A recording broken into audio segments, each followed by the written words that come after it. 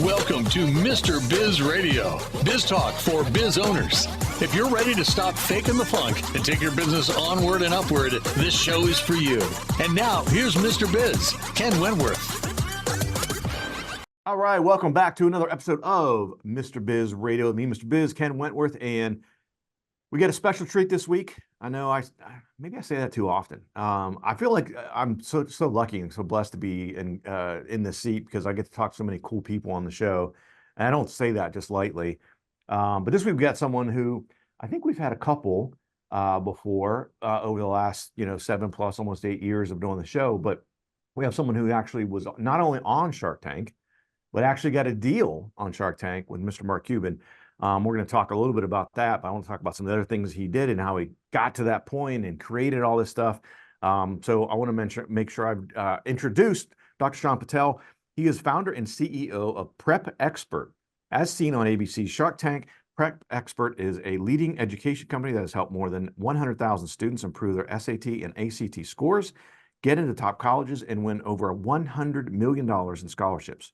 Dr. Patel raised his own SAT score from average to perfect. Definitely want to talk about that. That's absolutely impressive. He has 20 plus years experience with SAT prep and has authored 15 plus test prep books. He's a board certified dermatologist. Dr. Patel was named one of Inc. magazine's 30 under 30. He holds degrees from Yale and the University of Southern California. And now that they're part of the Big Ten, I got to tell you, Dr. Patel, we'll talk about that. I'm a Ohio State fan. I want to talk about that later. But they're doing well. but Dr. Patel, welcome to Mr. Biz Radio. Thanks for having me. Excited to be here. Yeah, it's a pleasure. Yeah, so lots to talk about here. But tell us, about your I guess I'd say entrepreneurial journey, but obviously you're a board certified dermatologist as well.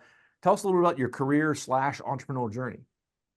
Yeah, thanks for the intro. So just to give everyone some context, I never planned to be this test prep guru or company owner. That was never in the cards, but I kind of stumbled into entrepreneurship like a lot of people stumble into entrepreneurship or starting businesses. And the way that it happened for me was, when I was in high school, I was a really good student, got A's and B's, but I was not a very good standardized test taker. I had a lot of test anxiety, didn't know the first thing about test prep. Parents didn't go to college in the United States. And so on the very first SAT I ever took, like you said, I only scored a little bit above average. And so I spent hundreds of hours in the library studying for the SAT. Eventually was able to raise my score 640 points to a perfect SAT score, something that only 0.02% of all students achieve. That completely changed my life in terms of college and scholarship opportunities, got a full ride to USC, like you mentioned. And so, when I got to college, I wanted to help other students improve their test scores to improve their own lives. Originally, I just wanted to write a book about it. Unfortunately, like many entrepreneurs, authors, and business owners, I got a lot of rejections on that book proposal, got over 100 publishers and agents to reject the book proposal, said the SAT prep market's too competitive. They said that I didn't have a platform to write the book. So it was pretty disheartening. But, what do you do as an entrepreneur or business owner when you get rejected? Usually you pivot. And so I pivoted into test prep courses. I started my first course about 13 years ago in 2011, had about 18 students in it. And the students had an average score improvement of 376 points to their scores on average over 6 weeks, which was unheard of. It's equivalent to taking a student from the 50th percentile, putting them in the 90th percentile. Parents and students wanted more courses. I began training other instructors. Eventually, now it's been 13 years. We've helped over 100,000 kids improve their test scores, get into top colleges. And of course, the highlight of the company was, what you mentioned, made a deal with Mark Cuban on Shark Tank a few years ago. And he's an amazing investor, advocate, and partner for the company ever since as well. Well, I don't want to mean this in a bad way, but you kind of glossed over it, the amazing change that you had in your own experience with your ACT. And you mentioned the 0.02%, which is, again, I said, it's absolutely almost unheard of. It's so impressive. But let's put this in a little bit of a different context, Dr. Patel. estimate for me, what would if you wouldn't have done that, if you would have just accepted the first score you got, what would your life have looked like compared? I mean, we know where you're at now and things you've accomplished and everything. If you would have just stuck with that score and said, okay, this is the best I can do, right? How would your life have changed? Oh, wow. That's a great How would it be so different? Yeah. Yeah, that's a great question. No one's ever asked me that before, but if I had to think about it, my life would be totally different because one, I would not have gotten all the scholarships that I did. I got $500,000 in scholarship offers, so I likely would have had six figures in student debt at this point. Two, I got into some very competitive colleges as well as medical programs. That's why I'm a doctor now and a dermatologist as well. I probably wouldn't have been able to pursue my career in medicine. And three, I probably would have never been on Shark Tank. And it's funny because, the whole reason that I got on Shark Tank was they were having an open call audition next to Yale, where I was going to business school. And I likely wouldn't have gone into Yale without my perfect score either. And so, it's kind of crazy how all of these things interconnect and interweave, and you can only connect the dots after. And that's why I wanted to make sure we sort of highlight that, because for those out there with kids that are, considering all this stuff, the impact that this can have. Now, it doesn't mean your kid's going to, take one of Dr. Patel's, courses and all of a sudden get a perfect score.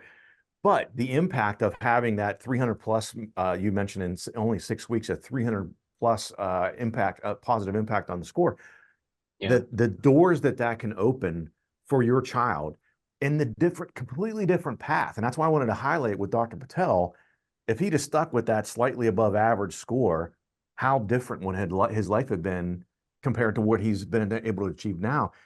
That's something you should consider for your own child as you're, if you have college age kids and they plan on going to college, investing in something like this, like Dr. Patel's courses, because the impact that it can have, not just in that immediate sense of, oh my gosh, they got a better score and that's great, but think about 10, 20, 30 years down the road because of that foundation.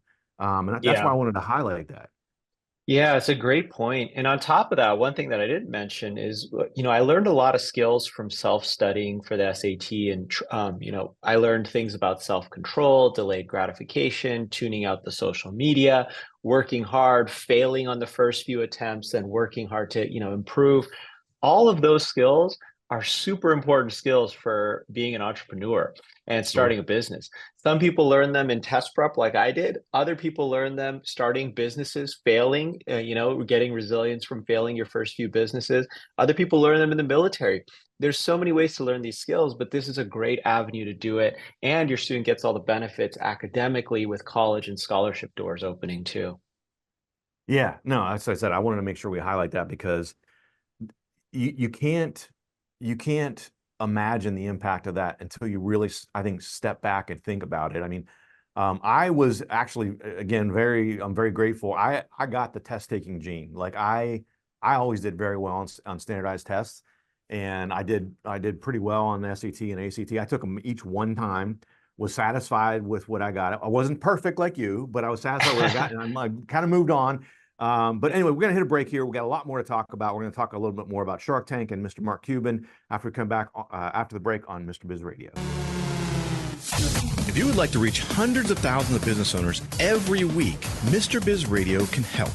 Our show airs globally 7 days a week for more than 25 hours across several internet radio stations, plus 20 plus podcast platforms. Also, video exposure on the new exclusive Mr. Biz Network streaming channel, which gets blasted to 100 plus streaming platforms, and the Mr. Biz YouTube channel, and our 350,000 social media followers multiple times every week.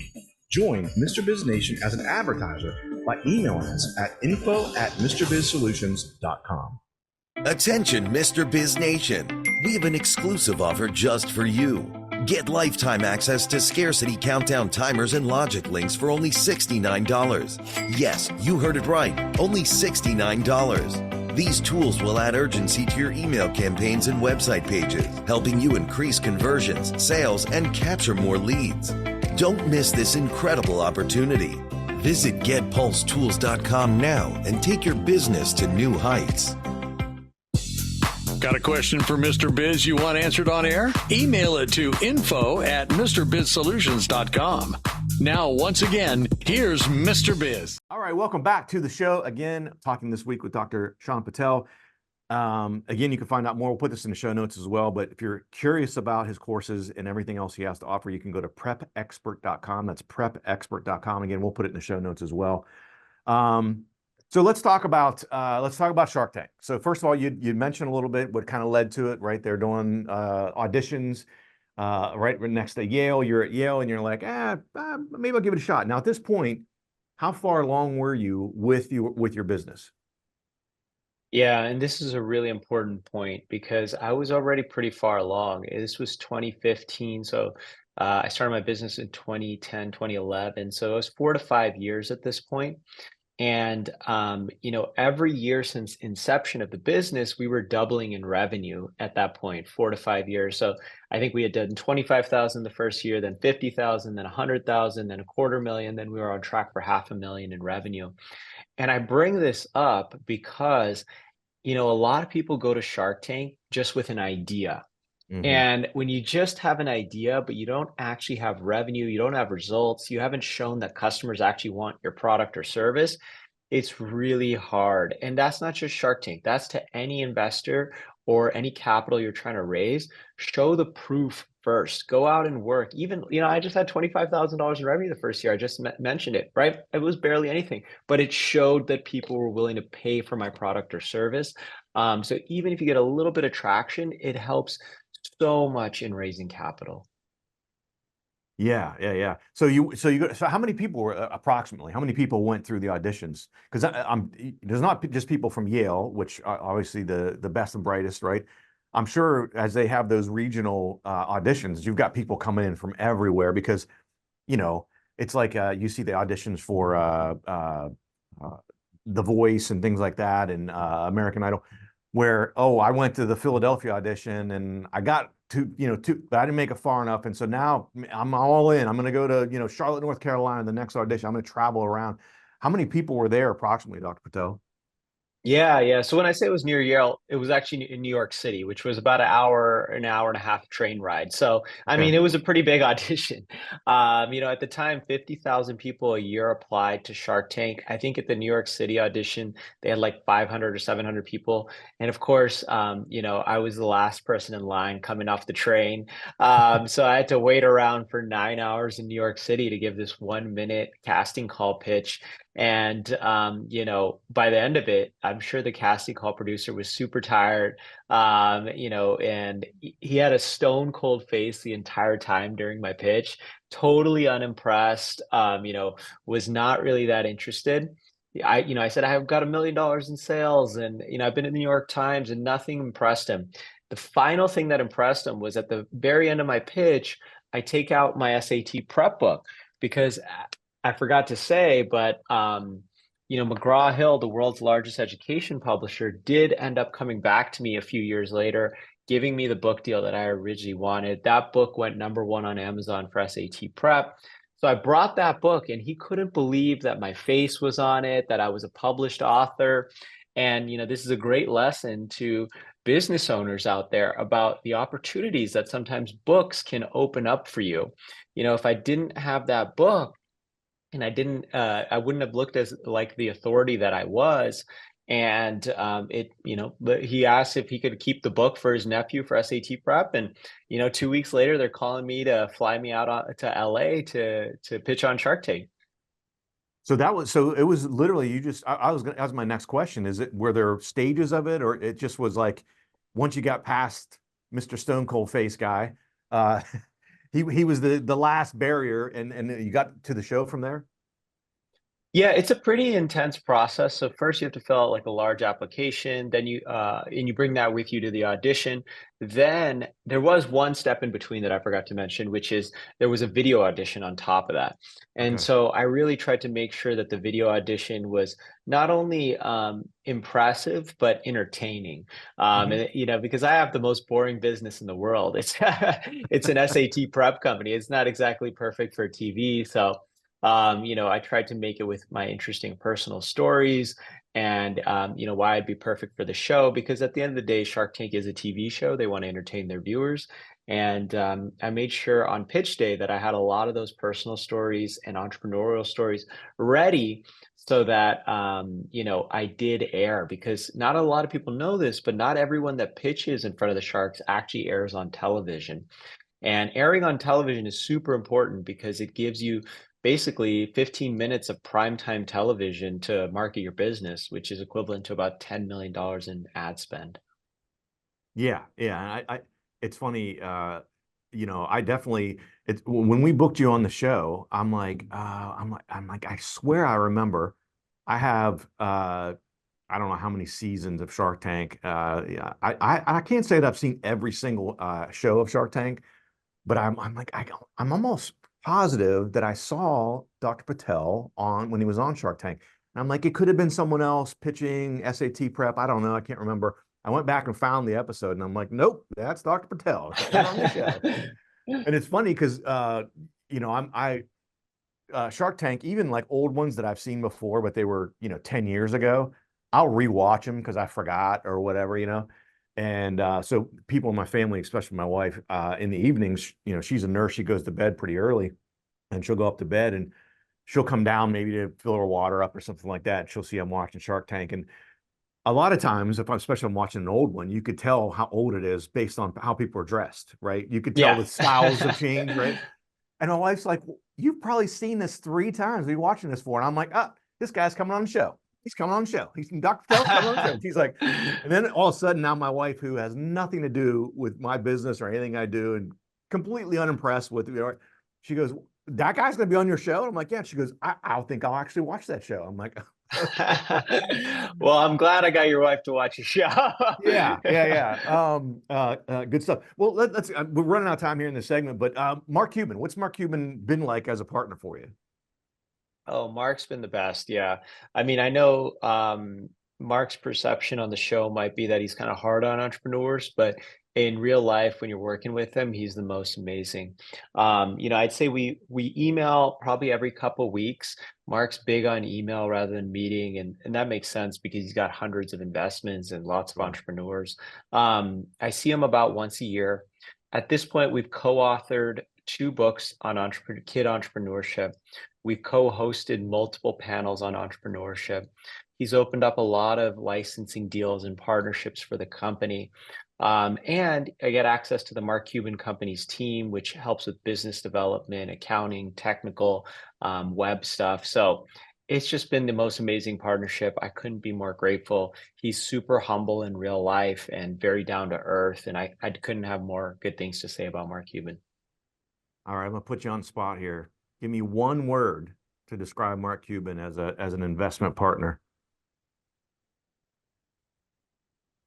Focused. Yeah, he's Focused. always very, very on top of, he remembers what I emailed him about 3-4 months ago. And I'm like, how do you remember this with this many investments and entrepreneurs? I mean, he is lasered in on what's important, and he focuses in on that. That's awesome. I'm not surprised to hear that. Again, talking this week with Dr. Shaan Patel. Find more at prepexpert.com. Again, prepexpert.com. We're going to come back. We're going to hit a break here. We're going to come back, and we're going to talk about some lessons that Dr. Patel had learned going from bootstrapping in his dorm room, essentially, into 50 million plus in revenue with a company. I mean, a lot of you out there that are thinking about doing this, we're going to help you out. How would you like to have direct access to Mr. Biz to help you run your business more profitably and more efficiently? At MrBizSolutions.com, you get live access to not only Mr. Biz, but also several of his hand-picked and trusted business experts, each with 20 plus years of experience to help you optimally manage and grow your business. That's just the start of where Mr. Biz Solutions begins. Learn more at MrBizSolutions.com. That's MrBizSolutions.com. Attention, Mr. Biz Nation. We have an exclusive offer just for you. Get lifetime access to scarcity countdown timers and logic links for only $69. Yes, you heard it right. Only $69. These tools will add urgency to your email campaigns and website pages, helping you increase conversions, sales, and capture more leads. Don't miss this incredible opportunity. Visit getpulsetools.com now and take your business to new heights. Check out all 3 of Mr. Biz's best-selling books at MrBizBooks.com. Now, once again, here's Mr. Biz. All right, guys, welcome back to Mr. Biz Radio. Me, Mr. Biz, Ken Wentworth. And again, I mentioned before, we were talking with Dr. Shaan Patel. Find out more at prepexpert.com. Again, we'll put that in the show notes as well. But just in case you're on your jog, on the treadmill listening to this, or you're in the car and you're listening to this, I wanted to make sure you're aware of that as well.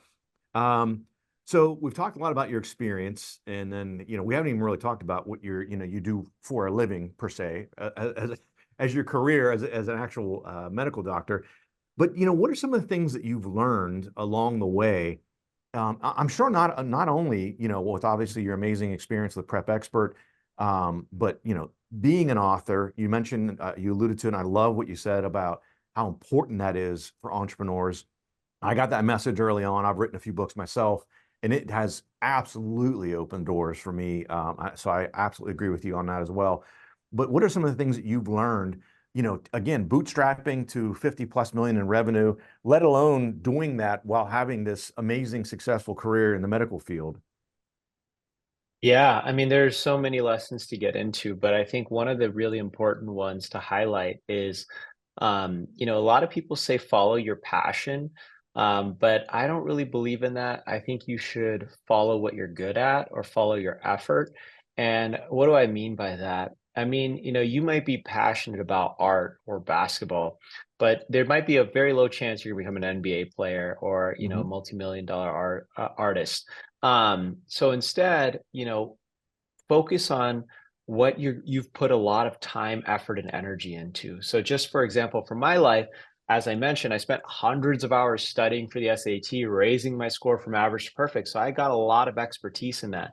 And then I spent hundreds of more hours writing a book related to it. So I got a lot of expertise at. And what happens is when you do that and you start businesses in what you know and what you are an expert at and what you're really good at, you have an unfair advantage against the rest of the competition that you have. And so a lot of people make the mistake when they start businesses, especially entrepreneurs, is they just jump into what's hot. Like, okay, cryptocurrency is hot or AI is hot. Let me go start a business over there. Well, have you spent 10,000 hours in AI or 10,000 hours in cryptocurrency and learned everything you can about it? Because otherwise you're probably going to get burned in the industry. And so that's my number one piece of advice. And this is actually Warren Buffett's advice. He always says he invests within the realms of what he knows. And that's why he's a successful investor. And I think the same advice is true for business owners and entrepreneurs. Start businesses within the realms of what you know. If you don't know that much, go and learn first before starting a business. Yeah, and you know what? I'm glad you brought that up. I agree with you 100% again. But here's the other aspect of this that's maybe a little bit on the psychological side. As humans, as just regular old people, it doesn't matter if you're good at this or good at that. What do you like to do the most of? Probably the things that you're good at. Right? If I'm a really good basketball player and my buddies say, hey, let's play pickup, I'm like, let's go. Right? And my buddy who stinks at basketball is like, I think I'm gonna sit this one out. Right? Yeah. So you like to do things that you're good at and you have a pretty good chance of being successful at. And so I think your advice is absolutely spot on because of what you mentioned, all the hours of prep you did, you're like, well, geez, I learned a lot from that. And writing the book, you learned a whole ton more. It's like, well, wait a minute, at this point, I'm probably one of the foremost authorities on prepping for test taking. Why not move that into a business, into something that's a viable business? Because I'm already in the top, whatever, 1% maybe in the world in this because of all the stuff I've done. You didn't go into it and say, let me do all this to become this. It just was a, kind of a natural progression of that, it sounds like. Yeah, 100%. I mean, I think that you end up becoming passionate at what you put a lot of effort into because you're good at it, right? And people like to be good at things, so then you become passionate. And now, people they're weirded out when you're like, oh, I'm passionate about SAT prep. When I tell them that, it's like, well, I'm really good at it and I've helped a lot of people with it. So I'm probably one of the few people that gets a lot of fun out of the SAT. Yeah. So what are some other things that you've learned, maybe with in anything, like I said, because we haven't really talked about it. I alluded to it a little bit earlier, but you also on the side of prep expert of, obviously created an amazing career as a medical doctor. I'm sure there's some lessons that you learned maybe on the entrepreneur side that you've applied to your medical career and maybe vice versa. Yeah. Yeah. I mean, one of the biggest things that I learned with entrepreneurship and being a doctor is just how to balance the two, right? Because a Mm. lot of people listening probably have a full-time job and they're trying to start a side hustle or an entrepreneurial venture. And that was me. I was in college, I was in med school, I was in residency, now I'm a doctor. Originally, Prep Expert, my test prep company, started as a side hustle and I tested the waters. I began, working on nights and weekends, and eventually it grew. Now it's my main hustle where I do more prep expert, and now dermatology is more on the side, and I just do online. So I think the lesson there for listeners is if you have a full-time job or if you are in school, that's okay. You can still become an entrepreneur. You will have to work hard though. Like I remember putting in 80 hours a week where I was in clinic for 40 hours as a dermatologist. And then the other 40 hours were literally when I came home from 6 p.m. to 10 p.m. or on Saturdays and Sundays. And that's just the nature of entrepreneurship and the nature of starting a business. But what I'd like to tell people is it's going to be like that for some time, especially when you're getting started and you don't have employees and you don't have, other people you can rely on because you're bootstrapped or whatever it may be. Mhm. But it's not like that forever. Now I've got an amazing team, amazing employees that run the day-to-day operations of my business. I'm able to focus on being a doctor and just doing the things I really like in the business. And so that's where you want to graduate to from side hustle to main hustle. It's totally possible. Hopefully, I can serve as an example for listeners. Yeah, that's amazing. So I'm guessing as you, especially once you, signed your deal with Mr. Cuban, as you're growing your company and continuing to grow your company, you had mentioned before being able to tap into some of his resources. So, as you hit a curveball, as you have something, you're like, oh my gosh, there's something new that just popped up. It's got to be a huge asset to be able to say, okay, here's where I'm stuck. Here's where I need some help. And I'm guessing he has resources out the wazoo as far as, oh, here's the guy or girl you need to talk to, or here's the company you need to work with because they've worked with them 6 times or, whatever it might be in a related type business.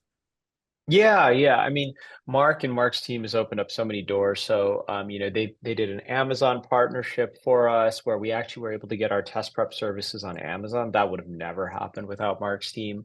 They doubled the licensing deal with one of our biggest licensors of our courses in terms of the licensing fee, which was, again, would never have happened without Mark Cuban. But I think the advice I'd like to give to folks out there is actually the opposite, which is a lot of people think that, these business luminaries like Mark Cuban can, totally change their life and open up doors. But if you come at it from that perspective, you're always going to come with your hand out to these folks. Mm. And instead, what you want to do is bring value to these folks. I brought, $1 million startup to Mark Cuban, and then now we've taken it to 50 million, right? And so you come with some real value that you can bring them that they can help optimize. Don't come with an idea in your head with no proof, no revenue. It's not a good way to approach it. Yeah, I can't imagine for folks like him. And I'm guessing you're probably in that category as well. I'm sure you have a lot of friends that are now coming to you, especially with your experience and your Yeah. success, and saying, "Hey, Dr. Patel, let's go. Like, I got this great Yeah. idea." Yeah, yeah, it happens all the time, even to me. And my advice is go to investors, go to people with connections, with value. Don't ask for value first. Yeah, Yeah, good stuff. Good stuff. Unfortunately, we're out of time. Dr. Patel, really appreciate you coming on the show. yeah, this was fantastic. Thanks for having me. Hope to do it again sometime. Yeah, awesome. Awesome. Guys, thanks for watching. Thanks for listening. Have a fantastic rest of your week. And don't forget, as always, cash flow is king. To become part of Mr. Biz Nation, follow him on all social media platforms or never miss a show by going to MrBizRadio.com. If you prefer free video content, visit the Mr. Biz YouTube channel or check out his streaming channel, which is available on 100 plus streaming platforms at MrBizNetwork.com.